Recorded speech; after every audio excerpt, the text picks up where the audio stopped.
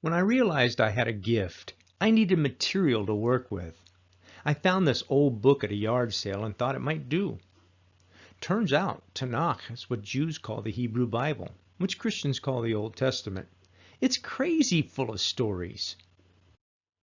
The first story is about someone making the heavens and the earth. Did you know he did that first part, the big part, in the dark? That inspired me. So I did this first drawing in the dark too. That was hard. This is Adam and Eve, and a snake who talks. They are all naked, but Adam and Eve somehow can't see that. Someone told them not to eat the fruit on that tree, but the snake said, "You are so oblivious." So they did, and we got whoopee. It's an age-old story, a few minutes of fun and a lifetime of regret. Someone said people should be like us, whoever us is. When Adam and Eve got their new sense of awareness, it made them like us. Then they got punished for it. So who really had the bigger regret? These are the Noahs, Mr. and Mrs. She looks unhappy, doesn't she? I noticed that too. I think Mr. Noah forgot to mention to her that they were bringing the entire family along on their vacation. Then it started sprinkling and there wasn't enough time. This is Noah on the ark. The rain has gone way past the initially agreed upon 40 days. Someone didn't tell him he'd be on the ark for a whole year. I skipped the last part of Mr. Noah's story. I don't do porn. Over in Babylon, they tried building the tallest tower ever, right up to the sky. Silly Babylonians. Someone lives up there, and he doesn't like visitors, so he mixed up all their languages. They had to quit and take language classes. Abraham and his wife Sarah get a long story. They traveled a bunch and had adventures while waiting for the child someone promised he'd get them. Their nephew Lot lived in a bad town. Someone rained hellfire and brimstone on that town while Lot and his wife, she's the pile of salt behind him, ran away with their 2 daughters. I didn't draw Lot's 2 daughters because they ran ahead to get wine. They had plans I couldn't draw because, as I said, I don't do porn. When Abraham and Sarah were really, really old, they finally got the child someone promised them. Then someone waited till the kid was a teenager and he said, "Yeah, kill him for me." Don't worry, he was JK. Fun story, huh? Abraham's grandson Jacob went wife hunting and fell hard for Rachel over there on the left. But her dad did a bed trick on Jacob and he ended up marrying her sister Leah on the right instead. After everyone laughed at that, their dad let Jacob marry Rachel too. Yes, Leah had weirded out eyes. I didn't make that up. Jacob had 12 sons. Rachel and Leah made their servant girls do some of the pregnancies too. They didn't know it yet, but one day they'd be the names of the 12 tribes of Israel. Their sister Dinah is here too, but she got raped and we never hear of her again.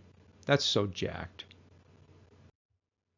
Those 12 sons moved to Egypt, so much for the land of Canaan is yours forever. And their lots of great grandkids ended up as slaves.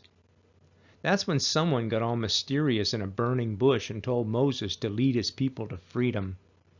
First, though, he wanted to put on a show. Someone wouldn't let Pharaoh let the Hebrews go because he wanted to show off. He made plague after plague after plague, 10 of them if you count the angel of death as a plague.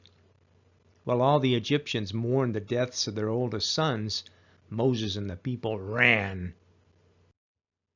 In one of the great chase scenes in cinema history, Cecil B. DeMille had them cross the Red Sea between 2 giant walls of water.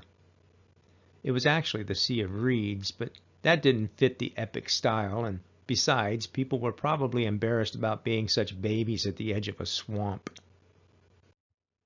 Just as Pharaoh's army was about to catch up, Moses put his staff down. That was a secret signal. And the water glub glub glubbed back into place, and Pharaoh's chariots all got stuck in the mud. I don't make this stuff up. Pharaoh gave up, and Moses went up on top of Mount Sinai to get the Torah. He was up there for 40 days and 40 nights, and people down below wondered what was taking him so long. When he came down, he saw they were doing the hokey pokey with a golden calf, and Moses lost his temper and smashed the Torah's tablets. Dang it, now he had to go back up. When he got back the second time, though, everyone was happy. They were having Simchat Torah, Torah joy. They even named a holy day for that. That's pretty much it. The Torah comes to an end with every single person who escaped from Egypt that night dying in the wilderness. It took 40 years, but they never saw the promised land. A long story with an unhappy ending. There's a lot more to the Tanakh, though. There's the destruction of Jericho and the slaughter of every man, woman, child, and beast. And who could forget Samson and Delilah? I don't do porn. I love the oft-overlooked tale of Yael and Sisera, and that might be porn too, but I focus on the part where she drives a tent peg through his skull. Eventually, the Hebrews got their own king, and he did what people in power are inclined to do. He had an affair with a neighbor lady. They obviously didn't use protection, so he did what he could to cover it up. He had her husband, the soldier, killed on the front lines, and he married her. Ah, love. Later, someone's prophet Elijah challenged Baal's prophets to a barbecue. He won, and as a prize he claimed the right to kill all of Baal's prophets. The stakes are never that high on the Food Network. Daniel was a vegetarian prophet living in Persia, and the king had him thrown in the lion's den. Catch the irony? The vegetarian becomes a meat supper for the animals. But Daniel was a lion whisperer, so everything turned out great. My latest piece is called Jonah. It's impressionistic. He never really rode the whale. He was swallowed by it. And it wasn't really a whale, just a big fish. And Jonah looks happy, but he never was.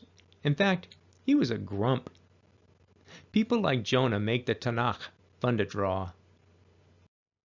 I hope you enjoyed the show.